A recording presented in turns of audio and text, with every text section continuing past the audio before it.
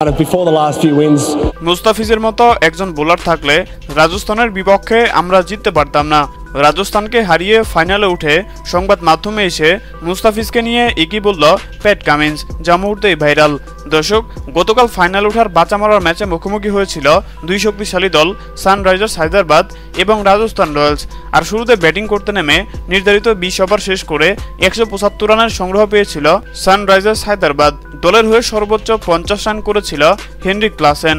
আর 176 রানের লক্ষ্য তাড়া করতে নেমে হায়দ্রাবাদের বোলারদের দুর্দান্ত বোলিংয়ে শুরু থেকেই একের পর এক উইকেট হারিয়ে রীতিমতো দিশাহারা হয়ে পড়ে রাজস্থান রয়্যালসের ব্যাটাররা। তবে শেষের দিকে রাজস্থানের ব্যাটার ধ্রুব জুরেল দুর্দান্ত ব্যাটিং করলেও শেষ পর্যন্ত দলকে জেতাতে পারেনি।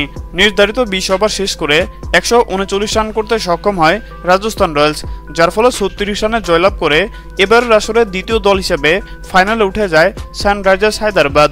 আর রাজস্থানের বিপক্ষে এইভাবে জয়লাভ করে ম্যাচ শেষে উপস্থাপকের প্রশ্নে হায়দ্রাবাদের অধিনায়ক প্যাট কামিন্স বলেন, রাজস্থানের দলে মুস্তাফিজের মতো একজন বোলার থাকলে আজকের ম্যাচে আমরা জিততে পারতাম না, কেননা শুরুতে রাজস্থানের বোলাররা খুব বাজে বোলিং করেছে, যার কারণে আমরা 175 রানের লক্ষ্য দাঁড় করিয়েছিলাম। তবে সেখানে যদি মুস্তাফিজের মতো বোলার থাকতো তাহলে আমরা 150 রানও করতে পারতাম না। সে এবারের আইপিএলে বল হাতে যেভাবে পারফর্ম করেছে এটা সত্যিই অবিশ্বাস্য।